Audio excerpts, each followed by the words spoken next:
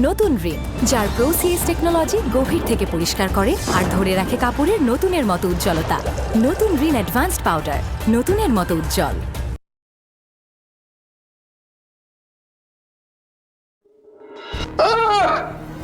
নবাব sir Salimullah যৌতুক নেবে না। ঠিক করেছো। সরি। না সরি হওয়ার কিছু নেই। তুমি তো এই কথাটা আমাকে বাসায় বলতে পারতো, বললেই তো হতো। আমি কবি নই, তবু কাব্যের ভাষায় বলবো আজ।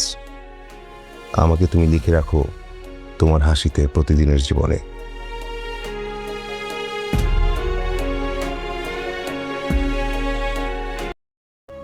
সারা তুমি আমার কথা চিন্তা করছো? হ্যাঁ, আমি তো সারা রাত চিন্তা করছি যে কত বড় বাড়ির মেয়ে তুমি, এসি জেনারেটরের মধ্যে থাকো, কারেন্ট নাই, তুমি কিভাবে ঘুমাইতেছো, কত কষ্ট করতেছো, আর সেই তুমি আমার কথা চিন্তা করছো।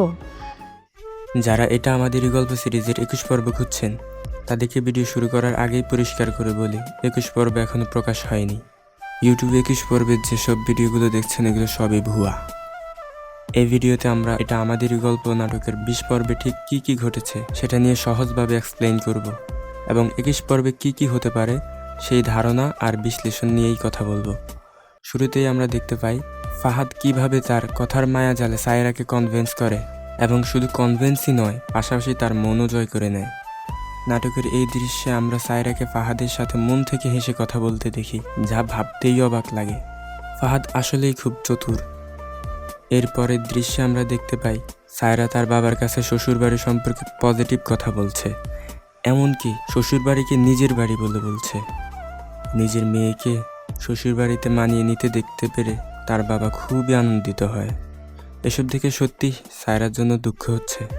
যখন সে জানতে পারবে ফাহাদের এইসব সত্যি নয়, ফাহাদ তার সাথে খেলছে নতুন খেলা, তখন সে কিভাবে সহ্য করবে।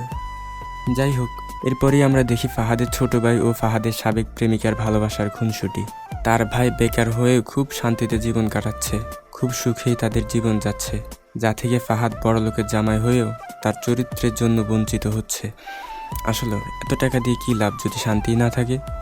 তবে ফাহাদ অ্যাক্টিং খুব ভালো পারে, ভিতরে ভিতরে এত কিছু করেও সে সায়রার কাছে ভালো সেজে গেছে।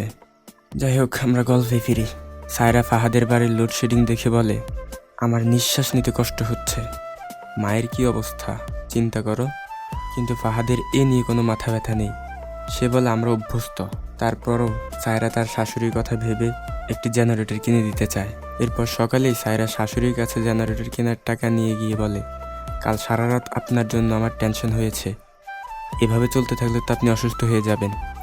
তার শাশুড়ি এই কথা শুনে খুশিতে তার কান্না চলে আসার অবস্থা। তিনি বলেন, এভাবে তো আমার কথা কেউ ভাবেনি, আমার জেনারেটর পাওয়া হয়ে গেছে মা, আমার জেনারেটর লাগবে না। তারপরও সায়রা জোর করে টাকা দেয়, কিন্তু এই টাকা নিয়ে ফাহাদের বাবার কাছে নিয়ে গেলেই তার বাবা রাগান্বিত হয়ে যান। এটি ওনার আত্মসম্মানে লাগে এবং টাকা ফেরত দিতে বলেন। কিন্তু আঞ্জুমান বেগম এই টাকা নিয়ে আবার ছোট ছেলের কাছে যায়, কিন্তু সেও সায়রার টাকা শুনে কিনতে না করে দেয়। অবশেষে বাধ্য হয়ে আঞ্জুমান বেগম অর্থাৎ ফাহাদের মা সায়রাকে বুঝিয়ে টাকা ফেরত দিয়ে দেন।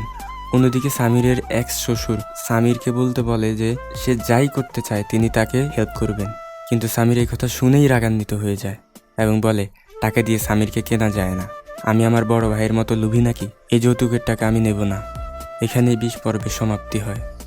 সব মিলিয়ে 20 পর্ব মোটামুটি ভালোই ছিল, কিন্তু এখান থেকে বোঝা যায় যে 21 পর্ব হতে যাচ্ছে উত্তেজনায় ভরপুর।